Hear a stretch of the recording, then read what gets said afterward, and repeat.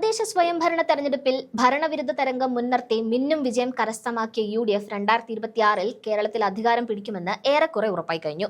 ഈ ആവേശകരമായ സാഹചര്യത്തിൽ രണ്ടും കൽപ്പിച്ച് ചില വമ്പൻ നീക്കങ്ങൾക്കാണ് കോൺഗ്രസ് ഇപ്പോൾ തയ്യാറെടുക്കുന്നത്. അതിലേറ്റവും പ്രധാനപ്പെട്ടത് മുന്നണി വിപുലീകരണത്തെക്കുറിച്ചുള്ള നിർണായക തീരുമാനങ്ങളാണ്. തദ്ദേശ തെരഞ്ഞെടുപ്പിലെ വിജയത്തിന് പിന്നാലെ PV അൻവർ, വിഷ്ണുപുരം ചന്ദ്രശേഖരൻ, CK ജാനു തുടങ്ങിയവരെ അസോസിയേറ്റ് കക്ഷികളാക്കാൻ UDF തീരുമാനിച്ചെങ്കിലും അണിയറയിൽ ഇതിലും വലിയ ചില സർപ്രൈസുകൾ കോൺഗ്രസ് കരുതി വെച്ചിട്ടുണ്ട് എന്ന റിപ്പോർട്ടുകളാണ് ഇപ്പോൾ പുറത്തുവരുന്നത്. BDJS നേതാവ് തുഷാർ വെള്ളാപ്പള്ളി നടേശിനെയും UDF പാളയത്തിലേക്ക് എത്തിക്കാനുള്ള ചടുലമായ നീക്കങ്ങളാണ് ഇപ്പോൾ സജീവമായിരിക്കുന്നത്. കോൺഗ്രസിന്റെ മുതിർന്ന നേതാക്കളായ KC വേണുഗോപാലും രമേശ് ചെന്നിത്തലയുമാണ് ഈ നിർണായക ഓപ്പറേഷന് പിന്നിൽ പ്രവർത്തിക്കുന്നത്. നിലവിൽ NDAയുടെ ഭാഗമാണെങ്കിലും BJP തങ്ങളെ വിഴുങ്ങുകയാണെന്ന തിരിച്ചറിവിലാണ് BDJS നേതൃത്വം. തങ്ങളുടെ രാഷ്ട്രീയ അസ്തിത്വം നിലനിർത്താൻ UDF ആണ് സുരക്ഷിതമായ ഇടമെന്ന് BDJSലെ വലിയൊരു വിഭാഗം വിശ്വസിക്കുന്നുണ്ട്. ഈ സാഹചര്യം മുതലെടുത്താണ് തുഷാർ വെള്ളാപ്പള്ളിക്ക് വിജയമുറപ്പുള്ള ഒരു നിയമസഭാ സീറ്റും UDF അധികാരത്തിലെത്തിയാൽ മന്ത്രിസ്ഥാനവും കോൺഗ്രസ് വാഗ്ദാനം ചെയ്തിരിക്കുന്നത്.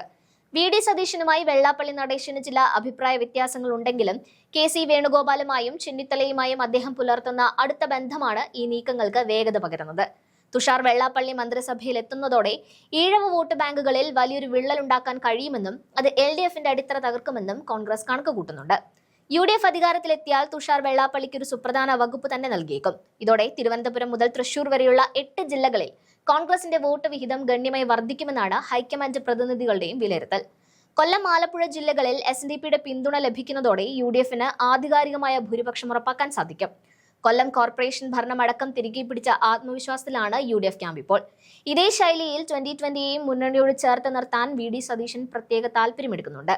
സാബു ജേക്കബിന് ഒരു സീറ്റ് നൽകിക്കൊണ്ട് 2020യെ UDF ഭാഗമാക്കിയാൽ എറണാകുളം ജില്ലയിലെ എല്ലാ സീറ്റുകളും തൂത്തുവാരാൻ കഴിയുമെന്നാണ് വിലയിരുത്തൽ. ചരിത്രത്തിൽ ആദ്യമായി കഴിഞ്ഞ തവണ LDFന് തുടർഭരണം ലഭിച്ചതിനാൽ കോൺഗ്രസിനെ സംബന്ധിച്ച് 2026-ലെ തെരഞ്ഞെടുപ്പ് ജീവൻ മരണ പോരാട്ടമാണ്. ഇതിനായി ഹൈക്കമാൻഡിന്റെ നേരിട്ടുള്ള നിരീക്ഷണത്തിലാണ് ഓരോ നീക്കങ്ങളും നടക്കുന്നത്. കേരളത്തിലെ ഹൈക്കമാൻഡ് പ്രതിനിധി ദീപാദാസ് മുൻഷി ഇതിനായുള്ള ചർച്ചകൾ നേരത്തെ തന്നെ തുടങ്ങിക്കഴിഞ്ഞു. BDJSും 2020യും UDFലേക്ക് എത്തുന്നതോടെ 140 മണ്ഡലങ്ങളിൽ 110-ലധികം സീറ്റുകൾ നേടി UDF അധികാരത്തിൽ വരുമെന്നാണ് കോൺഗ്രസ് ക്യാമ്പിന്റെ വിശ്വാസം. മുഖ്യമന്ത്രി സ്ഥാനത്തെ ചൊല്ലിയുള്ള തർക്കങ്ങൾ നിലനിൽക്കുന്നുണ്ടെങ്കിലും കൂടുതൽ ഘടകകക്ഷികളെ കൊണ്ടുവന്ന് മുന്നണിയെ വിപുലീകരിക്കുന്നതിലൂടെ കോൺഗ്രസിന്റെ ജനകീയ അടിത്തറ ഉറപ്പിക്കാനാണ് നേതാക്കൾ ശ്രമിക്കുന്നത്. അതേസമയം UDFന്റെ വമ്പൻ നീക്കങ്ങളെ പ്രതിരോധിക്കാൻ CPMഉം തന്ത്രങ്ങൾ മെനയുന്നുണ്ട്.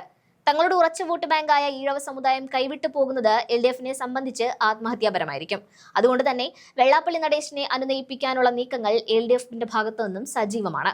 എലത്തൂർ, കണ്ണൂർ തുടങ്ങിയ മണ്ഡലങ്ങൾ ഘടകകക്ഷികളിൽ നിന്ന് ഏറ്റെടുത്ത ശക്തരായ സ്ഥാനാർത്ഥികളെ ഇറക്കാൻ CPM ആലോചിക്കുന്നുണ്ട്. എന്നാൽ തദ്ദേശ തെരഞ്ഞെടുപ്പിലെ കണക്കുകൾ വെച്ച് നോക്കുമ്പോൾ UDFന് അനുകൂലമായ കാറ്റാണ് ഇപ്പോൾ സംസ്ഥാനത്ത് വീശുന്നത്.